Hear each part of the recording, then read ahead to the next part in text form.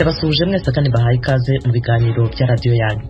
Mu Rwanda abayobozi b'uturere baheruka gutorerwa izo nshingano hirya no hino mu gihugu barahiriye gutangira imirimo yabo. Barasabwa iki? Umuyobozi watowe agomba kwicara akareba abaturage hawe mu nshingano ze uko bangana n'uko babayeho n'ibibazo bafite. Buryo bisaba ko umenye ko abaturage bafite umutekano, umenye ko abaturage bafite aho bataha, umenye ko abaturage bafite ibyo barya, umenye ko abaturage bafite aho bajya kwivuza. Uyu ni Gatabazi Jean Marie Vianney, Minisitiri w'Ubutegetsi bw'Igihugu. Mu Rwanda kandi umucamanza mu rukiko rw'ibanze rwa Nyarugenge yategetse ko umunyepolitiki Abdulrashid Hakuzimana afungwa by'agateganyo mu gihe cy'iminsi 30 muri gereza. Naho Arabia Saudite uyu munsi yatangije shampiyona ya mbere y'umupira w'amaguru w'abakobwa ku rwego rw'igihugu cyose. Ibisobanuro birambuye kuri izi nkuru mbabwiye muri make hamwe n'izindi twabateguriye ni mu kanya ntimujye kure.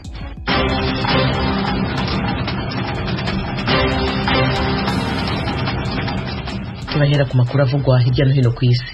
Perezida wa Leta Zunze Ubumwe za Amerika Joe Biden yagennye Jerome Powell ngo azongere kuyobora banki nkuru y'igihugu. Fidel Niyongabo abaha inkuru irambuye. Niyemezwa n'inama nkenguzamateka Powell azofata ingingo ku biciro by'ibintu abanyamerika bagura byiyongeye mu mezi ya vuba. Bamwe mu bademokrate bari basavye Perezida Biden guhindura Powell, umurepublican akamusubiriza n'undi afise ivyiyumviro nk'ivyabo. Perezida Biden avuga ko badategerezwa gusubira mu kiringo c'imbere y'ikiza ca COVID-19 gusa, ko ahubwo bakeneye gutunganya ubutunzi bw'igihugu neza kurushiriza. Biden yasiguye ko yishimiye ko Powell azoshimikira ku kibazo cyo gutuma ibiciro by'ibintu abanyamerika bagura biguma biri hasi. Avuga ko gutuma ubuzi buboneka kurushiriza bizotuma ubutunzi bw'igihugu bukomera cyane kurusha imbere yaho. Jerome Powell yagenywe n'uwo Biden yasubiriye umurepublikani Donald Trump mu mwaka wa 2018.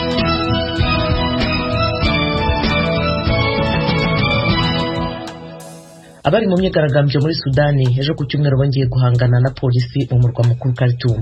Hari nyuma y'uko Minisitiri w'Intebe warokowe ku butegetsi Abdallah Hamdok asinya amasezerano n'abayoboye igihugu bakoze kudeta asubizwa mu mwanya we. Fidel Niyongabo abaha inkuru.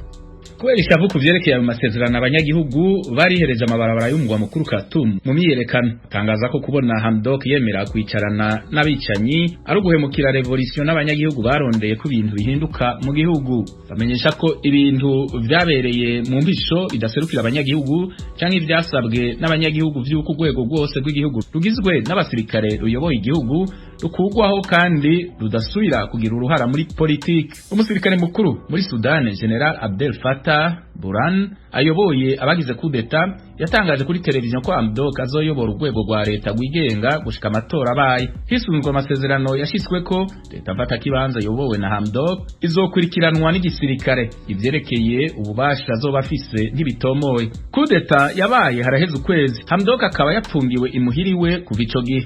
Hano muri Leta Zunze Ubumwe za Amerika abantu 4 barapfuye abandi 40 barakomereka igihe imodoka yirushye mu bantu bari mu myiyerekano mu mujyi wa Waukesha muri leta ya Wisconsin ejo ku cyumweru. Fidel Niyongabo ababwira ibindi kuri iyi nkuru.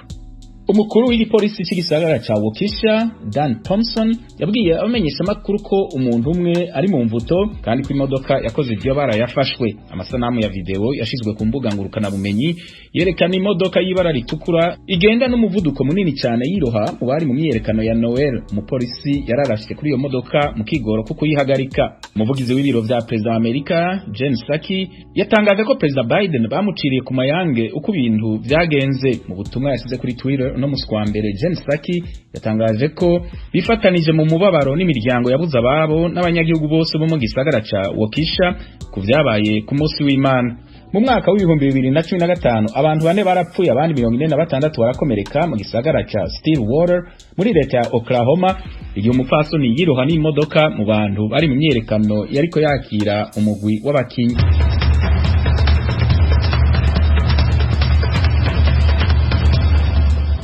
Uyu munsi Arabia Saudite yatangije shampiyona ya mbere y'umupira w'amaguru y'abakobwa ku rwego rw'igihugu cyose. Inkuru mugezwaho na Thomas Kamirindi. Ikipe ebyiri za mbere na mbere z'umupira w'amaguru z'abakobwa zavutse muri Arabia Saudite mu 2006 mu mijyi ya Jeddah na Daran. Nyuma yaho gato andi yavutse i Riyadh, umurwa mukuru, ni Dammam. Mu kwezi kwa 11 mu mwaka ushize, ishyirahamwe ry'umupira w'amaguru rya Arabia Saudite ryatangije amarushanwa ya mbere ku rwego rw'uturere gusa. Uyu munsi noneho ni ku rwego rw'igihugu cyose. Shampiyona iratangirira mu turere dutatu twa Jeddah, Riyadh na Dammam n'amakipe 16. Amakipe azaba ya mbere azahurira mu mikino ya nyuma mu ntangiriro z'umwaka utaha i Jeddah. Muri iki gihe Arabia Saudite ifite ibigo bitatu by'umupira w'amaguru bitoza abakobwa bari hagati y'imyaka 13 na 17 y'amavuko.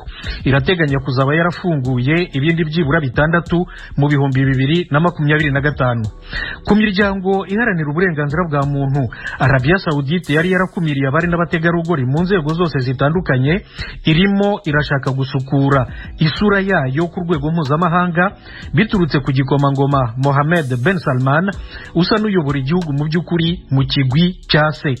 Mu mpinduramatwara yazanye harimo kwemerera bwa mbere na mbere mu mateka abagore gutwara imodoka mu 2017.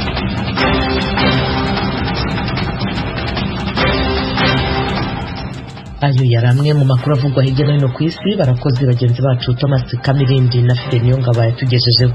Ni kuri radio yanyu Ijwi ry'Amerika i Washington DC mu Kirundi n'Ikinyarwanda. Mwakurikira kandi ibiganiro byacu ku rubuga rwa internet kuri wa3.radio.voa.com.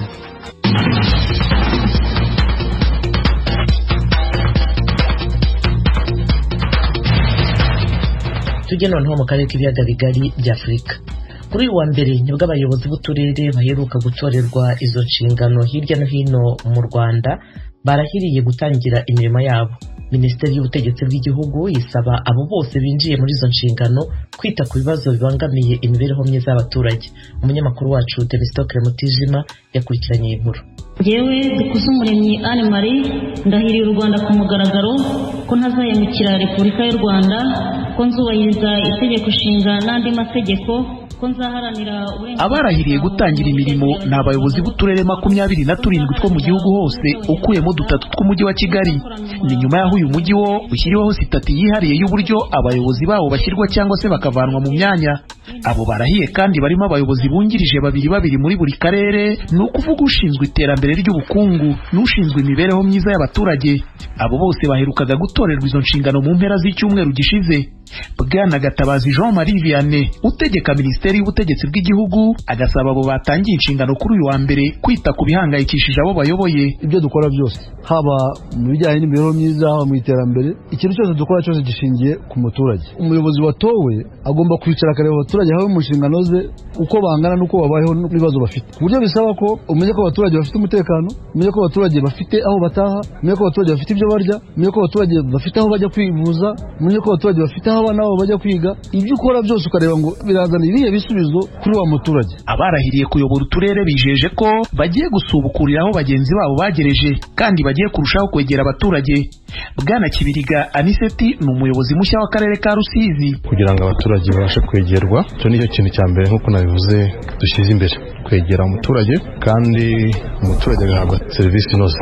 Ibyo nibyo bintu bya mbere tuzashingiraho kugira ngo tubashe kwesa imihigo, kandi tuzafatikanya. Umuturage ntakwiriye guhabwa serivisi ari uko hari akantu yatanze, ni uburenganzira bw'umuturage. Icyo kintu tugomba kukirwanya twivuye inyuma. By'umwihariko muri aka karere ka Rusizi hakaba harakunze kugaragara idindira ry'ibikorwa remezo by'imihanda yakabaye yorohereza ubuhahirane n'imigenderanire y'abaturage. Abatuye aka karere ka Rusizi bagasaba ko abo bategetsi bashya icyo bagiye umwihariko. Imihanda imaze igihe kinini cyane ivugwa, irimo umuhanda wa Cyapa, Murangi, Mukadasomwa. Uyu muhanda wateguwe kuva muri 2014. Umuhanda warateguwe uri muri plani y'akarere. Sinzi rero ikintu kibura. Umuhanda turasaba ko uyu mumeya ugiyeho, dukeneye ko uyu muhanda ukorwa. Nkura muhanda uva hariya ku rukiko ugera hara ku bitaro. Uriya muhanda ni ukunda guteza ibibazo cyane, ugasanga haretsemo amazi menshi n'imodoka ntibashe kuhanyura ku buryo agera hara kuri centre de santé, kukoresha ukabona byarabananiye. Twizere ko buriya umuyobozi mushya yashyuje ashobora kugira icyo yawukoraho. mu gihe ubu havugwa itangira rya manda nshya ku bayobozi b'uturere ku bagera kuri 27 binjiye mu nshingano 15 bose ni bashya muri iyo myanya, abagera kuri 12 akaba ari bo bonyine bongeye gutorerwa manda ya kabiri. Abo barimo n'abagiye basimbura begujwe batarangije manda zabo mu nkundura zo kweguza bari abayobozi b'uturere ku cyita rusange cy'uko batagishoboye kugendera ku muvuduko igihugu cyifuza. Kuri iyi ngingo y'iyeguzwa rya hato na hato ry'abayobozi b'uturere, Minisiteri y'Ubutegetsi bw'Igihugu ikavuga ko abatangiye imirimo bagiye gufashwa bakongererwa ubushobozi binyuze mu mahugurwa kugira ngo bazashobore kuzuza neza inshingano zabo. Temistokle Mutijima, Ijwi ry'Amerika mu burengerazuba bw'u Rwanda. Umuryango w'ubumwe bw'Uburayi wongereye igihe cy'ibihano wafatiye umushikiranganji w'intwaro yo hagati mu Burundi Gervais Ndirakobuca, umuhanuzi mu biro bya Perezida Godefroid Bizimana n'abandi bantu barimo umukozi w'iperereza n'umwe wahoze ari umutegetsi w'iperereza ubu wahunze igihugu. Eroje Birikaneza abayinkuru irambuye. Ikiringo cy'ivyo bihano congerejwe kwa 18 ukwezi kwa 10 guheze nk'uko itangazo rigufi ku bijanye navyo riri ku rubuga rw'inama y'umuryango w'ubumwe bwa Buraya rivyerekana. Itangazo ibihugu 27 bigize ishirahamwe rya Buraya ryasohoye rivuga ko ibihano biri mu ngiro kugeza kwa 31 ukwezi kwa 10 umwaka wa 2022. Ibi bihano vyongerejwe ikiringo vyari vyafashwe mu kwezi kwa 10 2015 vyerekeye Godefroid Bizimana, umuhanuzi ajejwe ingendo z'akazi mu biro kwa Perezida Ndayishimiye, ico gihe yacegera c'umuyobozi mukuru w'igipolisi cy'u Burundi. Kabiri yafatiwe ibihano n'ishirahamwe rya Buraya ni Gervais Ndirakobuca bataziranda kugarika. Umushikiranganji yajeje intwaro yo hagati n'umutekano mu 2015 yari umuhanuzi mwishikira mu biro kwa President Pierre Nkurunziza ajejwe ibibazo vy'igipolisi. Ugira gatatu ni umukozi w'ibiro vy'iperereza ry'u Burundi yitwa Mathias Joseph Niyonzima azwi ku izina rya Kazungu. Uwanyuma kuri urwo rutonde rw'ubumwe bwa Buraya ni General Leonard Ngendakumana yahoze ajejwe ibijanye n'ingendo z'akazi mu biro kwa President Pierre Nkurunziza, akaba yanajejwe amabanga akomeye mu iperereza arimo kuba umuhanuzi mwishikira. Ibihano vyerekeye abagabo bane biri muri ibi bikurikira: nta ngendo bazosubira kugira mu bihugu bigize uwo muryango kandi n'ubutunzi bwabo bafiseyo barabufatiwe. Mu ntango za bino bihano no mwaka uheze itangazo ry'ibihugu by'umwe bwa Buraya ryavuze ko ivyaha bagirizwa bigizwe no guhohotera kiremwa muntu, gukoresha inguvu, uguhamagarira abantu gukoresha igikenye, ivyaha bikabije bihonyanga uburenganzira bwa kiremwa muntu. Ibi bihano naho bigumijweho Amerika yakuye ku Burundi n'abategetsi babwo bihano yari yabafatiye mu kwa 11 2015 hari mu ngingo ya Perezida Joe Biden yo kuwa kane uheze. Umuvugizi w'ubushikiranganji bw'imigenderanire y'u Burundi n'ayandi makungu yatwishuye muri make ko ataco yoshikiriza kubera ingingo leta itarayibona. Ariko kuwa gatanu mw'ijoro wa leta Prosper Ntarwamiye yahamagariye ubumwe bwa Buraya gufuta ibihano bwafatiye leta y'u Burundi kuva mu ntango z'2016. Hari mu itangazo yasomeye kuri radio na televiziyo z'igihugu. Leta y'u Burundi iboneyeho akaryo ko gusaba ibihugu bigize ubumwe bwa Buraya ko vyofatira kuri ako karoro keza ka leta zunze ubumwe za Amerika zerekanye bigatera intambwe navyo nyene bigahagarika ingingo z'agahotoro vyafatiye u Burundi. Asozera indwi yahari umurwanyi ku munsi wa gatandatu muri komine Bugendana mu ntara ya Gitega avukamwo hagati na hagati. Perezida Ndayishimiye nawe yasubiye kwagirizamwe mu mashirahamwe mpuzamakungu ko atakindi kiraje ishinga atari kuryanisha abarundi. Nico gituma bajya abantu bavuga ngo ndabagira neza, bajya nabigirira neza. Iyo barabagira neza botanguye kudufasha gukomeza umutekano, mugaba kugira ngo bubakire itaro ingwana iri kwiraba.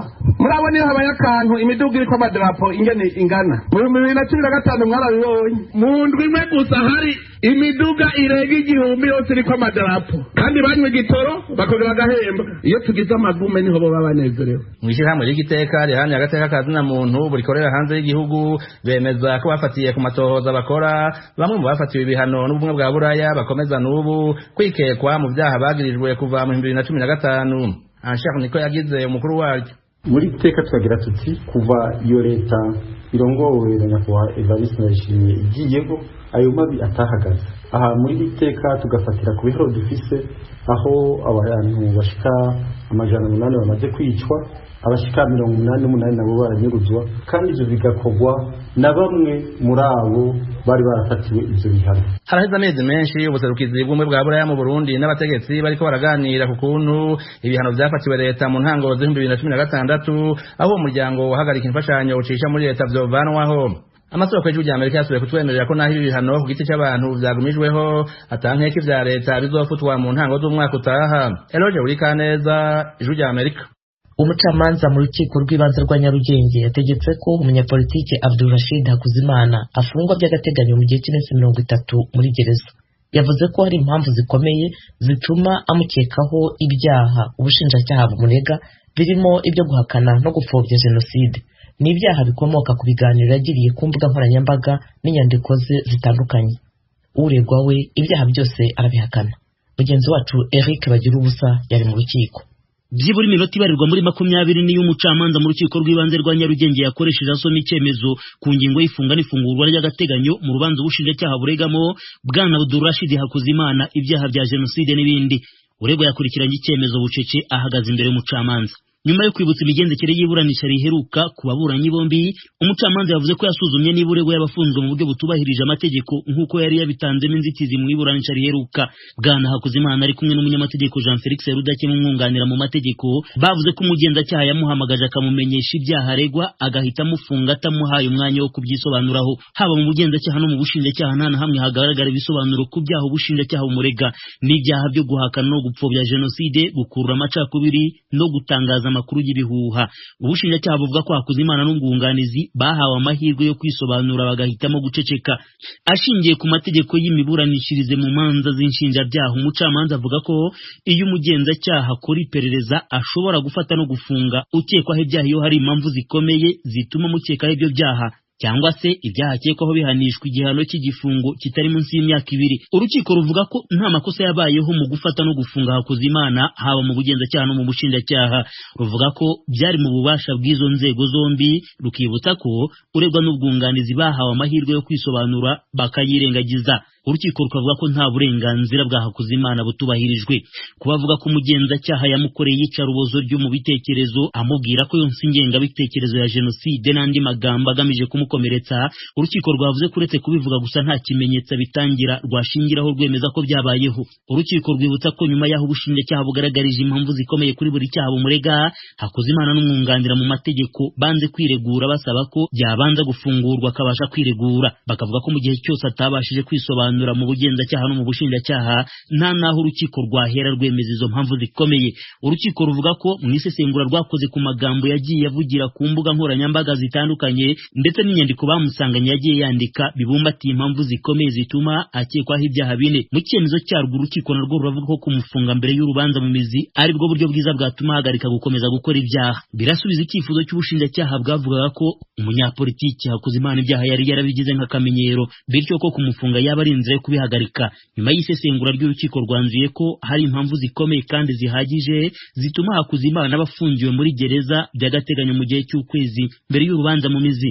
Imbere y'umucamanza Hakuzimana ntacyo yatangaje kuri iki cyemezo, gusa ku murongo wa telefoni ijwi rya Amerika ryahamagaye umunyamategeko Jean Felix Rudakemwa umwunganira mu mategeko atubwira ko azinduka ajya kumureba aho afungiwe akamenya niba bazajurira iki cyemezo. Amategeko ateganya ko kukijurira bitarenze iminsi 5. Nyuma y'icyemezo cy'urukiko, urwego rw'ubugenzacyaha rwongeye kubohesha amapingu Hakuzimana rumwuriza imodoka itwara abafungwa. Mbere yo kuyinjiramo Hakuzimana yabanje gusuhuza umugore n'abana, aha yumvikanye abwira abana bati muhumure kandi mwihangane nzagaruka vuba. Umushinjacyaha areguye umunyapolitiki ibyaha 4 byo guhakana no gupfobya jenoside yakorewe abatutsi, gukurura amacakubiri mu banyarwanda no gutangaza amakuru y'ibihuha. Byose bikomoka ku nyandiko n'ibiganiro yagiriye ku miyoboro ya YouTube itandukanye, harimo n'uwe yari yarashinze awita Rashid TV. Si ubwa mbere Hakuzimana afungwa kuko yafunzweho imyaka 8 aregwa ibyaha byo guteza imvururu cyangwa imidugaro muri rubanda. We akavuga ko yazize impamvu za politiki nyuma yo kugaragaza umugambi yarafite wo gushaka kunga umukuru w'u Rwanda Paul Kagame n'uwo yasimbuye ku butegetsi bwana Pasiteri Bizimungu. Yakunze kumvikana mu biganiro akoresha amagambo akomeye kuri YouTube nk'aho avuga ko gushaka gutegeka u Rwanda bisa n'ibyahindutse umwaku. Aha akarondora urutonde rw'abashatse kwiyamamariza gutegeka mu bihe bitandukanye ntibabigereho, ahubwo ubuzima bwabo bugakomereza mu buroko. Ifungwa ry'uyu mugabo ririyongera ku rya Madame Yvonne Damangi ryamugwiza na bwana Aimable Karasira uzaramba, bose mu gihe kitagera ku mwaka. Bose uko ari 3 bahurira ku byaha bya jenoside bikomoka ku magambo bavugiye ku miyoboro ya YouTube. Bose uko ari 3 kandi nta numwe wemera ibyaha, bavuga ko bafunzwe ku mpamvu za politiki. Bagira ubusajwi rya Amerika i Kigali. Tugarutse ku makuru yerekeye Burundi, Beatrice Nyamoya, umwe mu bagore bahagurukiye guharanira uburenganzira bwa muntu mu Burundi, yafatiwe n'igipolisi gishinzwe iperereza ku kibuga cy'indege cya Bujumbura ajyanwa gufungirwa ahantu hatazwi kwa 6 ushize. Bagenzi be bafite impungenge ko ashobora kubarizwa igufa. cyakora komisiyo y'igihugu yigenga ishinzwe uburenganzira bwa muntu CNDH irabahumuriza ivuga ko yafashwe ku mpamvu z'amaperereza. Mugenzi wacu Pierre Claver Niyonkuru afitiye ibindi kuri iyi nkuru. Amakuru y'Ijwi ry'Amerika ryakuye ku kibuga c'indege ca Bujumbura avuga ko umufasoni Beatrice Nyamoya yahagaritswe n'abakozi b'urwego rw'iperereza yororotse indege yari mukuye mu rugendo hanze y'igihugu. Umukozi wo ku kibuga c'indege citiriwe Melchior Ndadaye yatwiganiye ko abantu batazwi bari bamurindiriye kuva mu gatondo, hanyuma bamwinjiza mu modoka rifise ibiyo bitabona ku nguvu ku mugoroba wo kuwa gatandatu ashitse. Ayo makuru abandanya avuga ko igipolisi caciye kija gusaka ku rugiwe kiyakura impapuro hamwe n'imashini nyabwonko ordinateur. Umuryango wiwe wemeza ko wagiye kumenya ko wabo yafashwe n'inzego zizwi kuri uyu wa Mungu. Aho niho bagenzi we baharanira agateka kazina muntu nk'umuhari w'abakenyezi uharanira amahoro n'umutekano ufitiye amakenga. Imakire Hunja atwara uwo mugwi kuri mikoro y'Ijwi ry'Amerika. Ubu afungiwe muri Service Nationale de Renseignement, aho ashobora gukorerwa ivyaha n'ihohoterwa rifatiye ku gitsina bikomeye, harimo kunyuruzwa amazima yonko canke kwicwa bunyamaswa izuba riva. Umuhari w'abakenyezi n'abigeme baharanira amahoro n'umutekano mu Burundi ukaba usaba bishimitse inzego zose zijejwe kubahiriza agateka kazina muntu, ubutungane n'umutekano mu gihugu ko vyozokora uko bishoboka kose zikubahiriza amategeko y'igihugu gukingira ubuzima n'iteka rya Beatrice Nyamoya.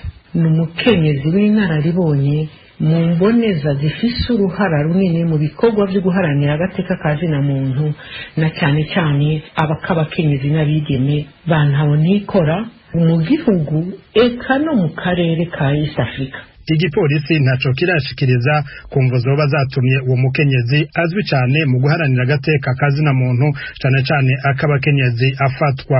Ico bikoze umugwi w'igihugu wigenguje agateka kazina muntu CNIDH wemeje ko uri kurakurikirana hagufi iyo dossier. Sixte Vinyine Muraba yabibwiye bamenyesha makuru i Bujumbura.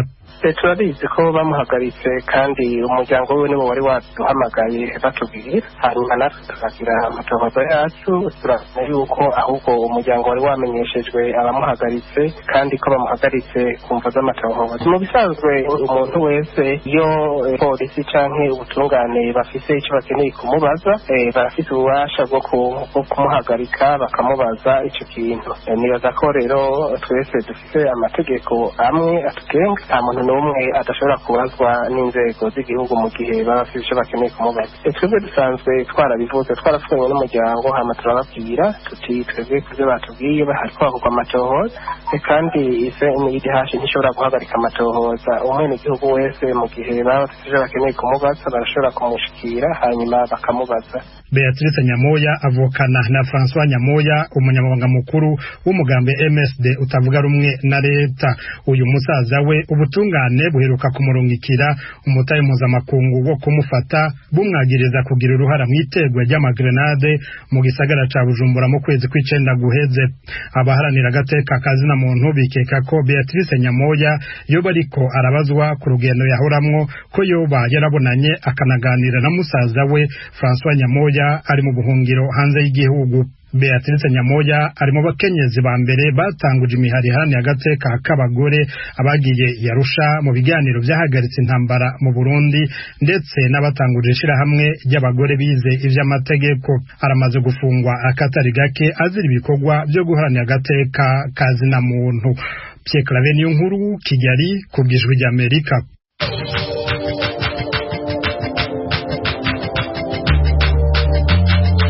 umwe gusa uramenya amakuru ya Afrika kuri Radio Ijwi ry'Amerika buri munsi.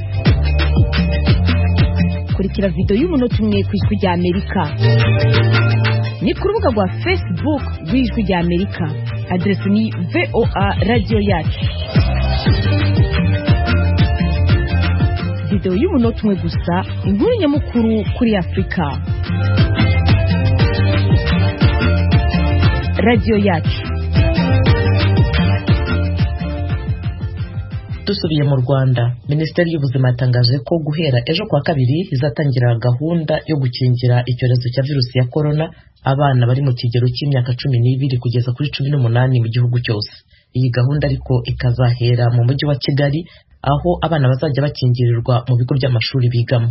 Mugenzi wacu Timu Ishimwe yavuganye na Lieutenant Colonel Dr. Tarcisse Mpunga, umunyamabanga wa leta ushinzwe ubuzima rusange, atangira amubwira uko iyo gahunda yateguwe. Azakingirwa nyine nk'uko bitangajwe, bakingirwa ku mashuri bariho. Gahunda izatangira ejo nk'uko mu itangazo biteganya. Ngo amashuri azakorana n'ababyeyi n'inzego z'ubuzima, ababyeyi batanga uburenganzira bwo gukingira abana, bamara kubutanga abana bakingirwa. Muri iri tangazo mwashyizeho umukono nyakubahwa Minisitiri, hari aho mushishikariza ababyeyi ko bagomba kwihutira iyi gahunda. Nta mpungenge mufite z'uko umubyeyi nawe ubwe wenda utarigeze abona urukingo cyangwa se yarabonye doze ya mbere atarabonye ya kabiri ashobora kuzaseta ibirenge ashishikariza umwana gufata urukingo? Ariko niba mwabirebye neza, bavuze ko iyi gahunda izatangira mu mujyi wa Kigali, kandi mu mujyi wa Kigali 98% yose bagomba gukingirwa n'umwa kabiri bamaze kurubona, bari mu cyiciro cya myaka 18 kuzamura. Mu ntara nabo hariho gahunda yo gukingira buryo bwihuse, nayo teganya ko mu kwezi kwa 12 bashobora kuba ibyo gishimishije. Ubwo naho bizagenda bigerayo na wao kuba bamaze gukingirwa, kuko hariho campaign gukorwa yo gukingira abantu benshi. Kumva rero nta kintu bizatwara, kandi kuko n'ingingo akoresha ziratandukanye ku bana no ku bantu bakuru, ntabwo bizagira impungenge. Icyo dukangurira ababyeyi ni uko bafasha abana babo gukingiza kugira ngo nabo babarinde. Icyo nongera ni uko nta mwana uzakingirwa umubyeyi atanze ubwo burenganzira. Muri kubaha izi nkingo, uvuze ko inkingo z'abana n'iz'abakuru zitandukanye n'iz'abantu bakuru? Ntabwo zitandukanye. Komite ni ukuvuga ngo abantu bakuru dufite inkingo z'ubwoko bwinshi dukoresha, ariko kuba tuzakoresha inkingo za Pfizer. U Rwanda ruri mu bihugu kugeza ubu ngubu byakajije ingamba cyane muri cya gihe virusi ya corona yari imeze nabi, ndetse rukanakangurira abaturage barwo gufata inkingo. Urebye mu mibare mufite, wenda ukagereranya u Rwanda n'ibihugu byo mu karere k'ibiyaga bigari cyangwa se muri Afurika muri rusange, muhagaze gute nyakubahwa Minisitiri? Imibare y'ibindi bihugu bamaze gukingirwa ntabwo nyite kano kanya, ariko ikibazo cyo nuko twese tubirebera ku gipimo umuryango w'abibumbye ibihugu biwugize bemererwe kuzageraho kugira ngo bagere ku kigero cyo kurinda